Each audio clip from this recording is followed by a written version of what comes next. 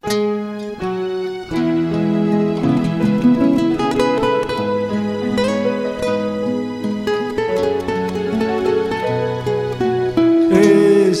templo de amor e de paz, que ao despertar de um novo homem nos induz, te conclama, irmão, de última hora a ingressar. Queridos irmãos, boa noite. Todos bem? Depois de mais um dia azul aqui em Cabo Frio, um dia lindo, não é? Quente, nem senti saudade de Goiânia, porque lá também é bastante quente. É com muita alegria que nós estamos aqui nessa casa pela segunda vez. Estivemos aqui há 3 anos e ficamos muito felizes com a oportunidade de retornarmos a essa casa e trazemos o abraço dos espíritas de Goiás para os nossos companheiros do movimento espírita aqui de Cabo Frio, da região dos Lagos. E quando nós pensamos nessa temática, quando nos foi solicitada essa temática em defesa da vida, nós pensamos em 2 aspectos na temática em favor da vida. Nós pensamos no aspecto da chegada do espírito para uma nova reencarnação e pensamos no aspecto da partida do espírito deixando essa reencarnação. Então nós vamos começar com esse primeiro aspecto, que é o renascimento, que é o momento em que é feito, na maioria dos casos, um planejamento reencarnatório e o espírito ele tem a oportunidade de retomar um corpo físico para que aqui ele possa colocar em prática tudo aquilo que ele vem estudando, aprendendo no mundo espiritual, enquanto ele está naquele estado que a gente chama de estado de erraticidade. E ele, necessitando dessa nova oportunidade reencarnatória, é permitido que ele venha e renasça. Só que muitas vezes, embora o espírito tenha essa expectativa, embora isso tenha sido combinado anteriormente com os futuros pais ou com a futura mãe, muitas vezes, mesmo isso tendo acontecido, essa tentativa de reencarnação ela é frustrada pelo aborto. Então nós queremos falar um pouquinho sobre essa tentativa frustrada que é o aborto. E o que isso representa?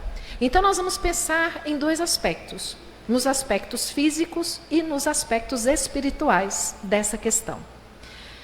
Quando nós começamos a pensar no aborto com relação aos aspectos físicos, nós precisamos primeiro lembrar o seguinte: existe um discurso que é muito utilizado pela sociedade, principalmente por muitas mulheres, em relação ao seu corpo. Então, nós ouvimos as pessoas dizerem assim: meu corpo, minhas regras. Quem tem o poder de decidir se eu quero levar adiante uma gravidez, sou eu, que sou a gestante, mais ninguém. E é muito verdade. Eu tenho o meu corpo, Deus me concedeu esse corpo e eu tenho domínio sobre o meu corpo, mas não sobre o corpo do outro que está sendo gerado dentro do meu corpo. Nós não estamos falando do meu corpo, nós estamos falando de outra pessoa. Mas aí as pessoas dizem assim: não, mas é só um amontoado de células. Gente, até 12 semanas, quando nós estamos com 12 semanas de gestação, o bebê já está completamente formado. Eu não sei se vocês já viram, existe um bonequinho que foi feito, que o movimento Provida utiliza, que é um feto de 12 semanas. Ele tem mais ou menos esse tamanho, ele não está aqui comigo agora, mas quando você olha para esse feto, você percebe que ele está completamente formado. Ele é um ser humano, em pequenas dimensões. E esse corpinho, ele então vai crescendo, vai desenvolvendo, amadurecendo os sistemas, não é? Digestivo, reprodutor, nervoso e todos esses outros sistemas que são os que nos mantêm a vida. Mas ali já existe um corpo completamente formado. E nós também aprendemos, pensando agora um pouquinho do ponto de vista espiritual, os espíritos nos dizem que a vida começa no momento da concepção. Qual é o momento da concepção? É justamente quando se encontram os dois gametas, o masculino e o feminino, espermatozoide e óvulo, ocorre aquele encontro e começa o processo de multiplicação celular, que nós chamamos de fecundação. A partir do momento que esse processo se inicia, é vinculado um espírito àquele novo corpo que começa a ser formado. Vejam bem, nós estamos falando isso em regra geral. Existem os casos de exceção, em que muitas vezes pode acontecer que uma gestação se inicie e não exista nenhum espírito vinculado àquele corpo. Naturalmente vai acontecer um aborto espontâneo, porque não existia um planejamento, não existia, ou talvez o planejamento fosse exatamente aquele, que a família ou a mulher passasse por aquela situação de ter um início de gestação, mas que não conseguisse ir a termo. Mas, em linhas gerais, nós consideramos que a partir do momento em que acontece a fecundação e inicia-se o processo de divisão celular, existe ali um espírito vinculado. Esse espírito ele já está imantado no psiquismo materno. E, na maioria das vezes, é um espírito que tem expectativas em relação àquela oportunidade. Então, por mais que a mulher diga assim, olha, mas então, até 12 semanas, não tem ainda um ser humano. Ainda é um amontoado de células. Mas é um amontoado de células que, se não houver nada que impeça, se transformará em um ser humano. Aquele primeiro embriãozinho, quando está se formando ali o zigoto, ele não vai gerar outro tipo de ser vivo, a não ser o ser humano. Porque existe ali todo um código genético de DNA de um ser humano. Então, na verdade, ali se tem um ser humano. Por isso que quando nós dissemos que a mulher que está grávida, ela vai ter um filho, na verdade, esse é um conceito errado. A mulher que está grávida, ela já tem um filho que está se desenvolvendo no útero e que virá à luz. Essa é que é a verdade.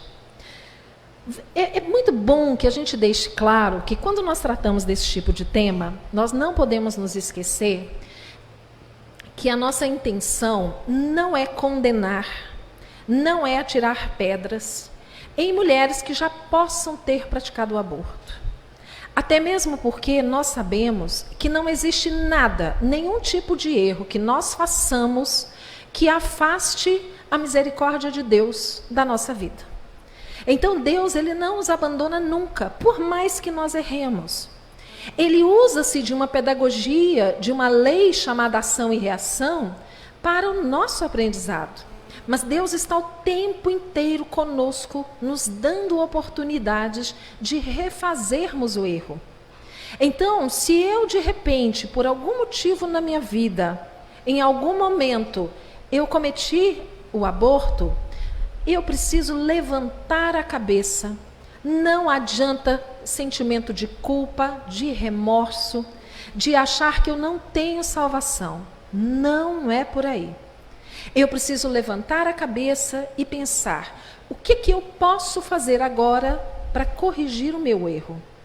O que eu posso fazer agora para reparar o meu equívoco? E existem inúmeras formas de nós fazermos algo que possa corrigir os erros que nós praticamos. Isso relacionado a tudo na nossa vida. Então, vou dar um exemplo que para mim ele é muito emblemático. Nós temos a cantora Elba Ramalho, que é muito conhecida, não é? O Brasil todo conhece, que é muito católica hoje. E a Elba Ramalho, ela é uma ativista pró-vida. Ela faz parte de grupos pró-vida no Brasil. Então, ela participa de eventos onde ela sobe no palco, diante do público, e dá o seu depoimento, dizendo que quando mais jovem, ela cometeu abortos. Porque naquela época, ela não tinha noção da responsabilidade que aquele ato representava. Mas que depois, compreendendo o que ela havia feito, hoje ela se dedica a fazer campanhas de esclarecimento, de orientação, para que outras mulheres não cometam o mesmo erro que ela cometeu. Ela faz parte de grupos que acolhem essas mulheres gestantes e que ajudam para que elas possam levar a termo a sua gestação. Seja para ficarem com seus filhos, seja para dar essas crianças em adoção. Porque a gente sabe que em muitas ocasiões, por mais que a mulher queira, muitas vezes ela está sozinha. Muitas vezes ela não tem o companheiro do lado, ela não tem o apoio da família. Ela se vê numa situação em que ela não consegue conceber a ideia de educar uma criança, de manter uma criança. E nesse caso, é melhor que ela permita que esse filho seja gerado e que ela possa dá-lo em adoção. Porque nós sabemos que existem tantos casais que não podem muitas vezes ter filhos e que aguardam numa fila esperando a oportunidade de adotar, especialmente quando são bebês. Então, na verdade, é o trabalho de conscientização, de mostrar para essa mulher que por mais que a situação pareça muito difícil e que ela não consiga lidar, sempre é possível encontrar um caminho para que a vida possa prevalecer. E claro que cabe a nós, como espíritas, trabalharmos no sentido de ajudarmos essa mulher para que isso aconteça. Porque quando nós falamos em relação ao aborto, e nós sabemos que o aborto ele é um crime porque ele fere as leis de Deus, nós não estamos querendo com isso apedrejar a mulher. Nós estamos querendo sim acolher essa mulher. Nós queremos acolher, nós queremos mostrar a ela caminhos, ajudar de alguma forma para que ela possa levar adiante a sua gravidez. Não é só dizer a ela, não faça o aborto e virar as costas, porque aí é muito fácil, né? Nós dizemos assim, aborto é crime, não aborte. Mas o que é que nós estamos fazendo para ajudar essa mulher? E eu não sei se vocês sabem, mas existem muitas ações, muitos grupos que trabalham justamente com essa intenção de acolher essas mulheres que pretendem fazer o aborto por não verem outra saída, outra opção. Esses grupos acolhem essa mulher, oferecem um lar para que ela possa prosseguir com a gestação, porque muitas vezes elas são expulsas de casa, elas precisam sair, elas não têm como se manterem sozinhas, muitas vezes têm outros filhos ainda crianças. Então existem grupos que oferecem lares, que acolhem essas mulheres, que fazem todo um acompanhamento durante a gestação, e que quando essa criança nasce, verifica se realmente aquela mãe não tem como ficar com aquele filho. Tenta ajudar para que a mãe fique com seu filho. Mas em último caso, se a mulher realmente acha que não tem como, então eles organizam todos os trâmites encaminhando essa criança para adoção. Nós temos um grupo Provida que fica na cidade de Maringá, no Paraná, que é coordenado pela Fátima Sato. Se vocês pesquisarem no Google, Lar Preservação da Vida, lá vocês vão conhecer um pouco mais sobre esse trabalho, que é realizado por um grupo espírita, que tem apoiadores do Brasil inteiro. E semelhante a esse, existem outros, inclusive aqui no Rio de Janeiro, nessa região, eu não sei se é Macaé ou Campos, que tem também um grupo católico que faz o mesmo tipo de trabalho. Então, nesse momento, a gente se une para defender a vida daqueles que não têm voz, que não podem se defender. E nós atuamos proativamente, não somente dizendo, isso não pode. Quando nós vamos lá em O Livro dos Espíritos, a questão 357, Allan Kardec pergunta, que consequências tem para o espírito o aborto? E a resposta é muito clara. É uma existência nulificada e que ele terá que recomeçar. E aí nós ficamos pensando, foi um esforço da espiritualidade no sentido de promover aquela nova reencarnação e que de repente foi cortada, foi interrompida. O que pode acontecer com o espírito reencarnante? Nós temos alguns cenários. O espírito reencarnante, ele pode ser um espírito que já tenha uma compreensão melhor da vida e compreenda o porquê daquele processo ter sido interrompido. Tente compreender o porquê da mãe tê-lo rejeitado, o porquê do pai tê-lo rejeitado. E ele se entristece e ele sofre, mas ele não tem o desejo de vingança, ele não tem ódio, ele lamenta pela falta da oportunidade. Porque muitas vezes são espíritos muito ligados à mãe ou ao pai, espíritos muito queridos do nosso passado, que estavam com a oportunidade da reencarnação e que no futuro seriam os nossos arrimos, seriam aqueles que viriam para nos ajudar, para transformar as nossas vidas. E como nós nos esquecemos dos nossos comprometimentos antes de reencarnarmos, muitas vezes quando a dificuldade chega nós fugimos e nos esquecemos dos compromissos assumidos. Então muitas vezes esses espíritos eles podem sim compreender. Mas nós vivemos num mundo de expiações e provas, não é isso? Em que a maioria dos espíritos vinculados a esse globo são espíritos inferiores. São espíritos que ainda têm uma longa jornada no processo evolutivo, como cada um de nós. Esses espíritos, eles podem ficar altamente revoltados. E se revoltando, eles se voltam contra a mãe, contra o pai, contra aqueles que impediram que ele renascesse. E aí criam-se os processos obsessivos, em que nós sabemos que são comuns. Então, a mulher, a família, o pai, são obrigados a lidarem com aquele espírito altamente revoltado que sente ódio por aquele acontecimento. Então, nós trazemos para junto de nós aquele que poderia ser o filho querido que se transforma no inimigo invisível, mas que está atuando o tempo inteiro, interferindo nas nossas vidas. Nós temos inúmeras obras espíritas que nos trazem relatos contando casos semelhantes a esses. Tem uma obra que é publicada pela FEB, a Federação Espírita Brasileira, e eu recomendo que quem não conhece ainda, é uma obra interessante de nós lermos e estudarmos, que é O que dizem os espíritos sobre o aborto. É uma organização do Dr. Juvanir, um ex-presidente da FEB. Ele fez, então, uma pesquisa em obras espíritas e enfeixou essa pesquisa mostrando as consequências espirituais do aborto. E lá, então, nós temos inúmeros casos relatados por André Luiz, outros casos também relatados por outros espíritos relativos às consequências espirituais do aborto. É muito interessante. Mas ainda pensando no aborto, nós precisamos entender quais são os interesses que existem por trás dessa proposta de aborto. E aí existe um outro livro, que também é um livro muito interessante de nós estudarmos, que não é um livro espírita, é um livro científico, chamado Precisamos Falar sobre Aborto, Mitos e Verdades.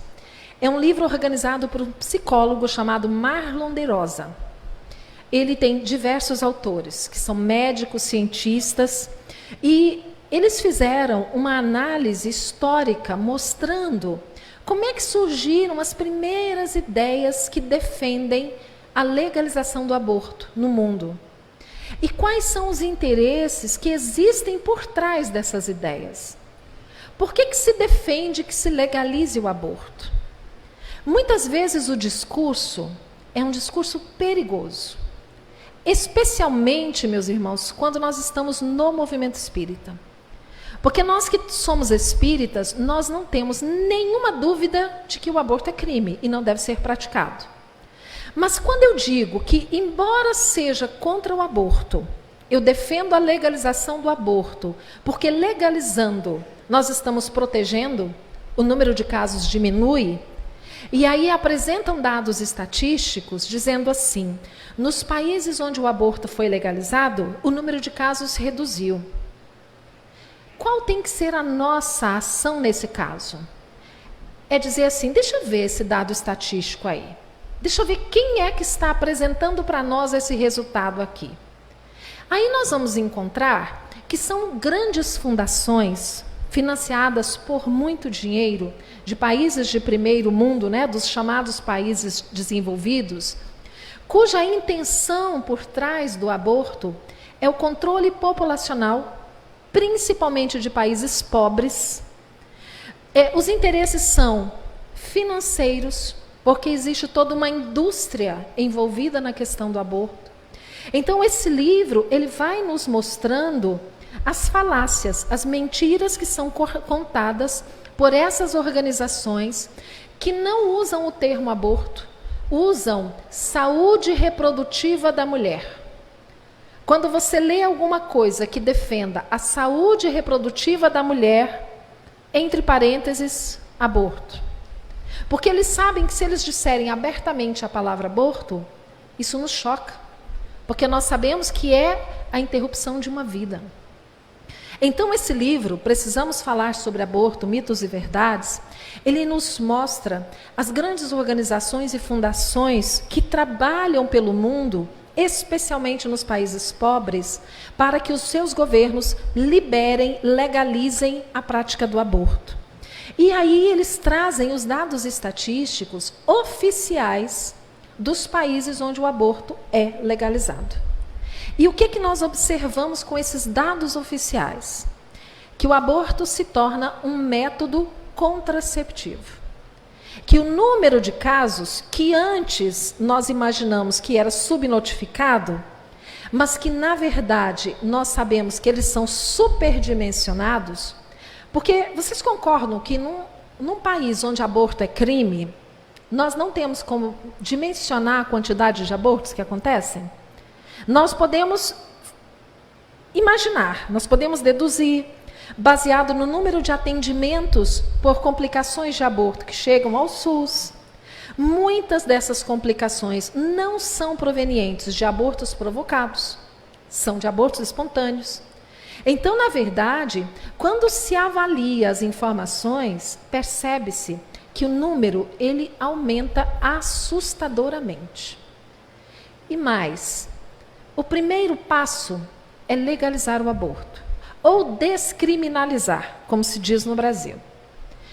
E aí, gente, começam a vir outras coisas. Por exemplo, vocês sabiam que tem países que permitem que, se a gestante identificar por meio de um exame que ela terá um filho, imaginemos uma criança com síndrome de Down, ela tem direito de praticar o aborto, mesmo que esteja às vésperas do parto?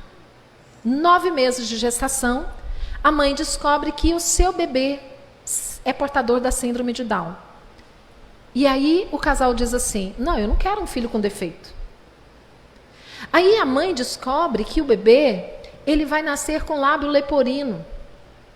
Aí ela diz assim: não, eu não quero um filho defeituoso. Não, mas ele tem um pequeno defeito no pezinho que vai nascer torto. Não acontece muito isso, da criança nascer com o pezinho invertido, precisar passar por processos cirúrgicos para voltar para o lugar? Aí a mulher percebe, pelo exame, que o filho vai nascer com o pezinho torto. E ela diz: não, eu não quero um filho deficiente.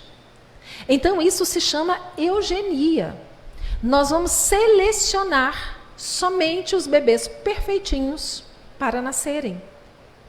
Nós que somos espíritas sabemos que a criança que nasce com uma síndrome qualquer, com qualquer deformidade física, uma deficiência, aquilo não acontece por acaso. É uma necessidade que aquele espírito tem de vivenciar aquela situação, e é uma necessidade que aquela família tem de vivenciar essa situação. Faz parte do processo evolutivo. E aí nós queremos interferir na lei divina, selecionando quem pode ou quem não pode renascer. Então as questões, elas são muito graves. Nós temos que ter sempre esse olhar de buscar a informação, de entender o que está por trás dessas propostas, o que se pretende realmente com o aborto.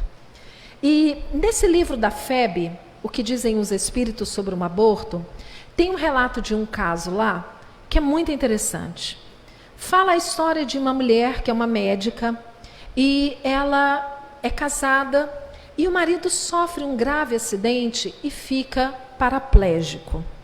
Então, no início, naquele começo, logo após o acidente, ela se dedica totalmente ao marido, que estava passando por uma fase difícil, não é? Uma nova readaptação na forma de viver. E, passado algum tempo, o marido se adapta àquela nova condição e ela resolve que ela precisa voltar à vida normal, da prática da medicina, da participação nos congressos. E o marido, inclusive, incentiva que ela faça isso. Então, numa determinada ocasião, ela vai a um congresso de medicina em um outro estado, ela vai sozinha, e lá, naquele ambiente, no meio dos colegas, ela acaba conhecendo um outro colega e se encantam um pelo outro, e eles acabam à noite no motel. Seria aquilo que a gente chama assim, né, de uma escapadinha. Ela não tinha intenção de prosseguir nada com ele. Nós não vamos julgar essa mulher e dizer por que ela fez isso. O fato é que ela saiu com esse companheiro, finalizado o evento, ela volta para a casa dela, tudo bem. Só que não estava tudo bem. Porque daí a um mês, ela descobre que está grávida. E ela sabe que não é do marido. E o marido também saberia que não era dele. E aí ela se vê numa situação de extremo estresse. Porque ela sabe que se ela revelar a gravidez, ela terá que contar para o marido do que aconteceu. E ela não se sente encorajada a fazer isso. Por outro lado, ela pensa que o sonho deles, daquele casal, era ter um filho. E em função daquele acidente, o marido se tornou estéril. Então, talvez aquele filho fosse o filho que eles tanto queriam. Mas ela não tem coragem de enfrentar e contar a verdade. Então, ela resolve silenciosamente procurar por um aborto. Só que durante o aborto, ela sofre uma complicação, que nós sabemos que é um risco que a mulher corre quando ela opta pelo aborto. Uma complicação em decorrência de um aborto. E por conta dessa complicação, ela foi internada e ficou em estado grave. O que aconteceu? A família foi chamada. E não somente o marido, mas toda a família ficou sabendo por que ela estava internada. Porque ela havia feito um aborto clandestino e tinha tido complicações decorrentes desse aborto. E aí essa história é narrada e o marido chega a ela e diz: mas meu bem, por que você não me contou? Por que você não confiou em mim? Nós queríamos tanto um filho. Esse seria o nosso filho. Deus usou de estratégias para mandar para nós o filho que nós tanto queríamos.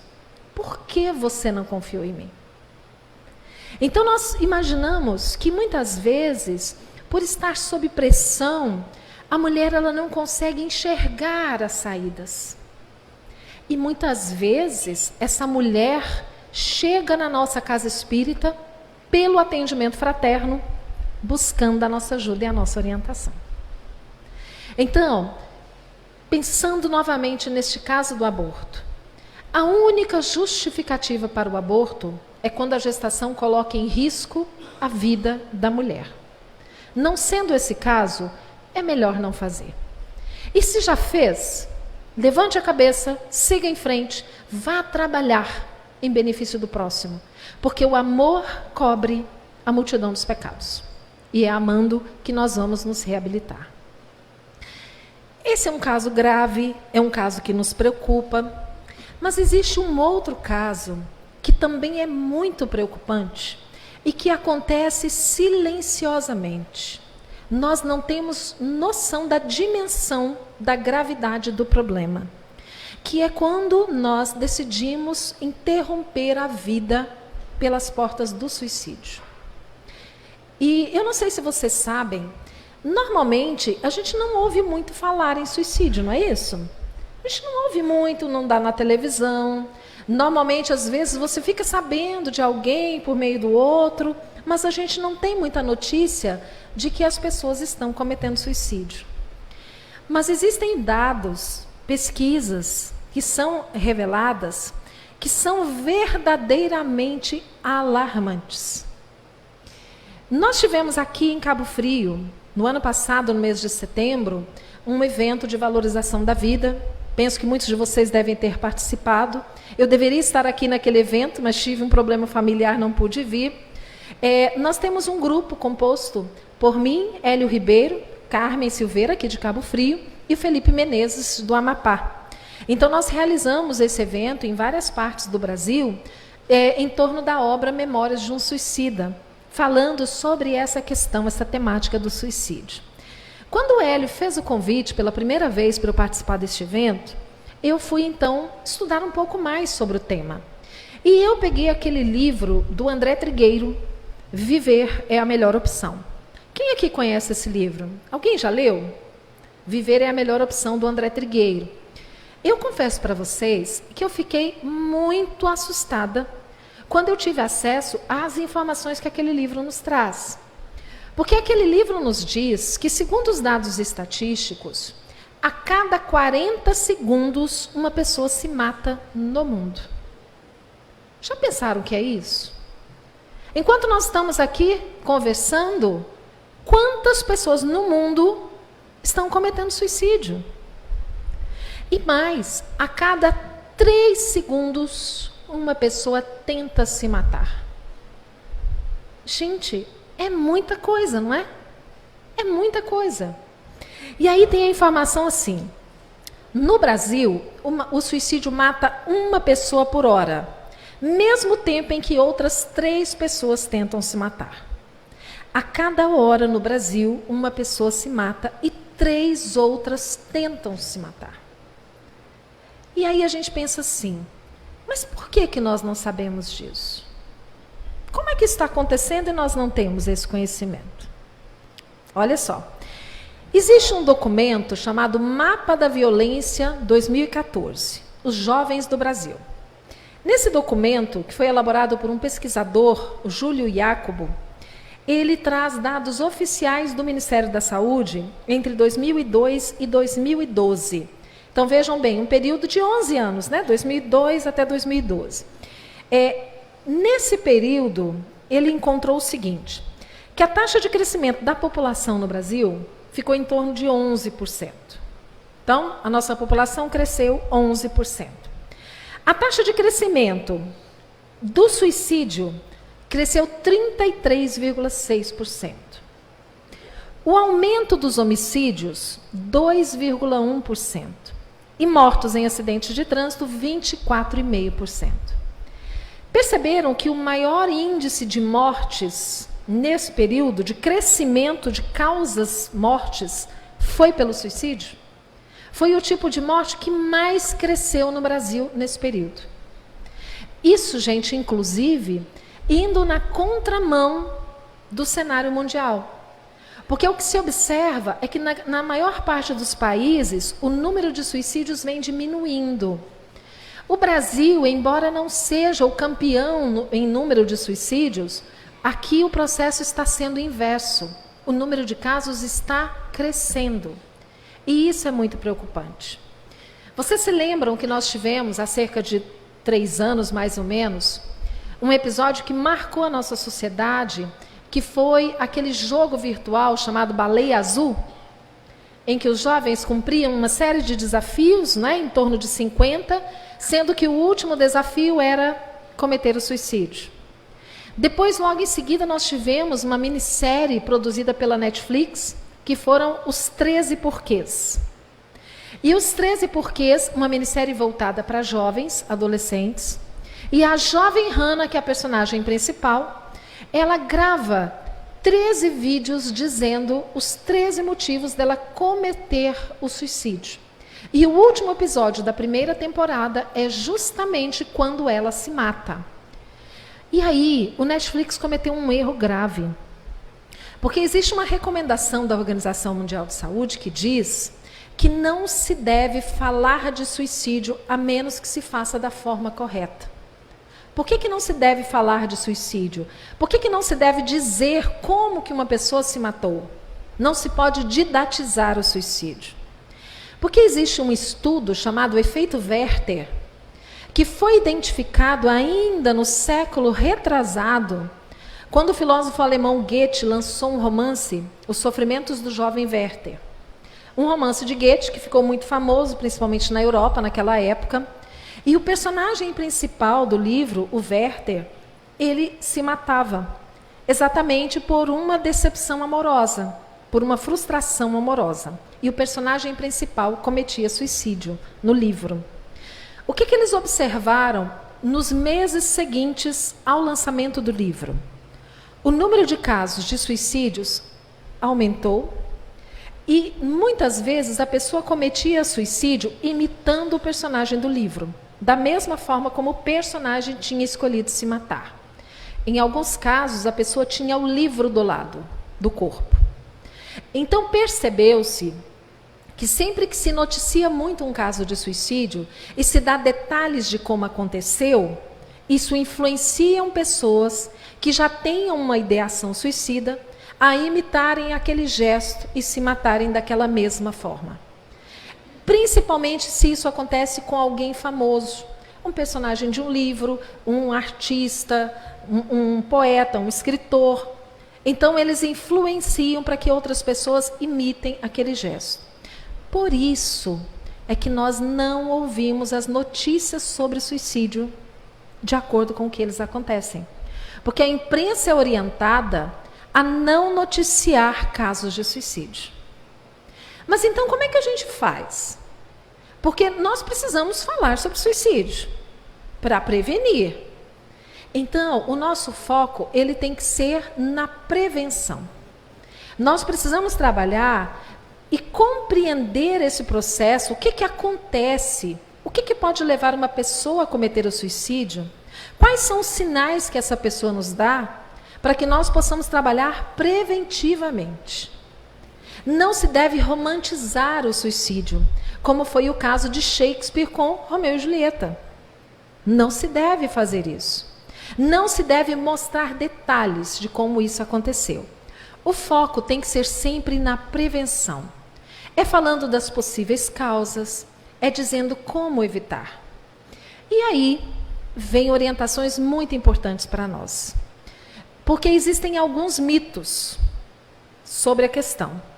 Então, tem gente que diz assim, a pessoa que fala que vai se matar, na verdade, ela não vai se matar. Ela só quer chamar a atenção. Isso, gente, é um mito. Porque a pessoa, quando pretende se matar, quando ela tem a ideia, ela começa a falar e dar pistas. Então, frases do tipo, seria melhor que eu nem estivesse mais por aqui, que eu nem estivesse vivendo. Seria melhor que eu morresse. Ou, logo, logo vocês se verão livres de mim. Eu não vou dar mais trabalho para ninguém. São frases de alerta. Às vezes a pessoa publica na sua rede social assim, minha vida não tem mais sentido, acho que não vale a pena. Alerta. Se você conhece essa pessoa, se é seu amigo, liga para ela na hora. Fulano, o que está acontecendo? Vi que você postou isso aqui, não é? Como é que tá? Me conta. Está com algum problema? Posso te ajudar? Porque, gente, às vezes a pessoa precisa só de alguém que possa ouvi-la. Só o fato de você ouvir a pessoa, que ela desabafe as suas dificuldades, já serve para que ela se alivie e se sinta um pouco melhor. Mas existe uma informação que é muito importante para nós, que é cerca de 90% dos casos, ou até mais, de pessoas que cometem o suicídio, estavam acometidas por algum tipo de transtorno mental. Depressão, bipolaridade, esquizofrenia, crise do pânico, transtorno de ansiedade. Esses tipos de transtornos do comportamento e transtornos do humor, que hoje são tão comuns entre nós. Nós temos ouvido falar sobre a depressão e os especialistas dizem que a depressão é a doença do século. E muitas vezes a pessoa que está sofrendo com depressão, se ela não busca ajuda, ela pode chegar ao ponto extremo de querer tirar a própria vida. E aí entra uma outra orientação muito importante. Todos os especialistas dizem que, na verdade, o suicida, ele não quer morrer. Ele quer se livrar do sofrimento e da dor. Porque para ele é um sofrimento e uma dor tão intensas, tão grandes, que ele não dá conta de lidar com aquilo. Por isso, gente, que nós temos que estar atentos quando percebermos alguém nessa situação. Essa pessoa, ela precisa de acompanhamento médico e psiquiátrico e psicológico. Ela precisa do acompanhamento do psiquiatra, que vai avaliar o caso, que vai receitar um medicamento que seja adequado. E muitas vezes vai demorar a acertar esse medicamento. Tenta um, não dá certo, tenta o outro, até que consegue equilibrar. Ela precisa do apoio da psicoterapia. E, claro, nós espíritas podemos oferecer a ela o amparo espiritual. O tratamento espiritual na casa espírita, com os passes, a prática do evangelho no lar, a água fluidificada. Então, a pessoa, ela precisa de, digamos assim, um olhar multidisciplinar. Todo mundo é envolvido em torno dessa pessoa. Para que essa pessoa possa se fortalecer, sair daquele lugar em que ela se encontra e possa enxergar novamente a alegria de viver. Então, as pessoas que já tentaram cometer suicídio, normalmente elas tentam novamente, mais uma vez. Então, existe um mito que diz assim: quem já tentou se matar e não conseguiu, está fora de perigo, não vai tentar de novo. Pelo contrário, se a pessoa já tentou alguma vez, ela tem mais chances de tentar novamente.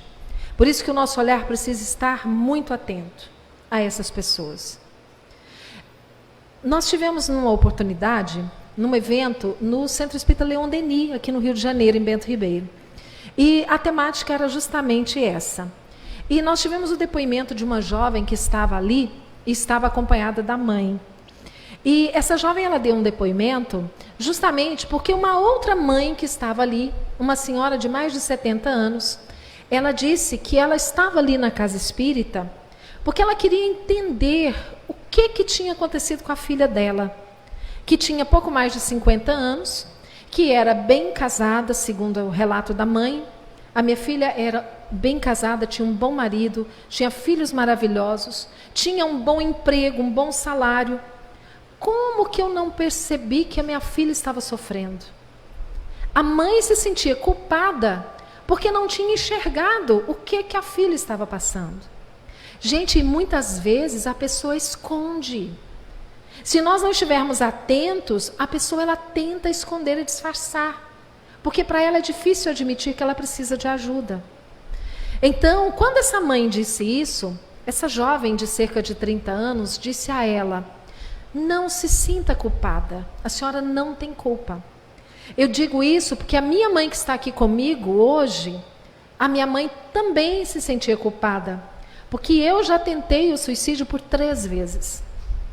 E eu estou aqui nessa casa há cerca de 3 meses, porque eu precisava de ajuda. Porque embora eu estivesse com médico, psiquiatra, com psicólogo, eu precisava de ajuda espiritual. E aqui nessa casa eu estou aprendendo que a morte não existe. E que se eu cometer o suicídio, eu não vou morrer. Então, sabendo disso, hoje, eu travo uma luta muito grande comigo mesma. Porque a vontade, ela vem. Mas quando eu sinto essa vontade, eu me lembro daquilo que eu aprendi aqui no centro. Que eu não vou conseguir o meu objetivo. E aí, nessa hora, eu corro em busca de socorro. Eu procuro a minha mãe, eu ligo para o meu médico, eu corro para o centro, eu faço alguma coisa para me ajudar a sair daquele momento em que a vontade de me matar é muito grande. Então, quando nós ouvimos esse relato, nós ficamos pensando o quanto nós que somos espíritas, que temos certeza, nós não acreditamos, né? Nós sabemos, nós temos certeza de que não existe morte, que a morte é apenas do corpo, que o espírito sobrevive. Com essa nossa convicção, nós precisamos dizer para as pessoas, por mais que a vida esteja difícil, busque ajuda. Corra, grite por socorro. Porque a grande decepção do suicida é descobrir que a morte não existe. E nós ficamos sabendo disso por relatos de vários espíritos, alguns contidos na obra Céu e Inferno de Allan Kardec, Mas nós temos essa obra, psicografada pela Ivone do Amaral Pereira, pelo espírito Camilo Cândido Botelho, que na verdade é o poeta português Camilo Castelo Branco, em que ele relata para nós tudo o que aconteceu com ele, a partir do momento em que ele cometeu o suicídio. Percebeu que não tinha morrido, que não tinha como morrer. E aí ele vai detalhando para nós tudo o que vai acontecendo com ele e com outros espíritos que, como ele, tentaram fugir da vida pelas portas do suicídio. E com relação a esse livro, eu sempre gosto de contar essa história. Quando eu me tornei espírita, em 1990, que eu comecei a estudar o espiritismo, e digo assim que eu descobri, né, a grande revelação que eu ainda não sabia, a sensação que eu tinha é que eu já sabia de tudo. Mas me recomendaram naquela época o seguinte: olha, por enquanto, não leia o livro Memórias de um Suicida. Ele é um livro difícil, ele é um livro pesado, e me colocaram um medo danado desse livro. E eu lembro que eu olhava para ele assim e pensava, nem quero chegar perto, né? E aí, depois que o tempo passou, eu fiz os estudos do ESD, continuei trabalhando na casa espírita. Um determinado dia, um primo, que tinha muito menos conhecimento de espiritismo do que eu, porque eu não estudava, só lia em casa. Aí ele disse assim, você já leu Memórias de um Suicida? Falei, não. Ah, mas você tem que ler. Nossa, o livro é muito bom. Aí eu pensei, ué, então acho que agora é a hora, né? Acho que agora eu posso ler esse livro. Gente, e eu digo para vocês que ele é o livro mais consolador que existe. Ele é um livro tão consolador, porque ele mostra a misericórdia divina atuando nas nossas vidas e mostrando que por mais que nós erremos, Deus nunca nos desampara. A misericórdia divina está o tempo inteiro nos acompanhando. Então é claro que se, poxa, de repente o Camilo achou que a solução para a vida dele era o suicídio, porque era um escritor famoso, que de repente se vê cego e achava que a vida não tinha mais sentido, como é que ele, o grande escritor, se tornava cego? E para a pessoa que é materialista, que não acredita que exista uma continuidade da vida após a morte do corpo, é tão mais simples, não é? Bom, já que eu vou morrer mesmo um dia e vai acabar tudo, eu vou antecipar. Eu acabo logo agora porque eu não sofro. Só que o Camilo descobriu que, na verdade, nada acabava. Ele continuava Camilo no plano espiritual, com os problemas que ele tinha e mais alguns outros que ele adquiriu. Só que depois de um tempo de perturbação, que é algo natural no nosso momento de desencarnação, dependendo de cada um de nós, ele é socorrido por ninguém menos do que a legião dos servos de Maria. Maria de Nazaré, que é esse espírito que veio como mãe de Jesus, que se dedica ao amparo aos espíritos suicidas. E aí eles são levados para uma colônia, a colônia Maria de Nazaré, e aí ele vai descrevendo o funcionamento daquela colônia. E nós ficamos encantados com aquele lugar. E ficamos pensando assim, bom, para lá eu não quero ir porque eu não quero cometer suicídio. E lá é lugar de espírito suicida. Mas quem sabe a gente pode ir como trabalhador, não é? Se oferecer como voluntário para trabalhar lá. Porque é um trabalho de amor enorme. Então, nós queremos encerrar a nossa fala lembrando a nós que somos espíritas, que sabemos que antes de reencarnarmos já existíamos. E que após a desencarnação do corpo, continuaremos a existir. Tudo que nós fizermos no sentido de impedir a reencarnação ou de antecipar a desencarnação, fere as leis perfeitas de Deus. E nós temos o livre-arbítrio para agirmos. Mas também nós sabemos que tudo aquilo que nós semeamos, necessariamente nós teremos que colher. Que nós pensemos muito nas sementes que nós estamos semeando na nossa existência, porque dela depende o nosso futuro. Muito obrigada pela atenção de vocês, que Jesus nos fortaleça, nos abençoe, para que nós nunca cometamos esses erros e que nós possamos ajudar outras pessoas que se encontrem nessa situação. Que Jesus nos abençoe. Muito obrigada.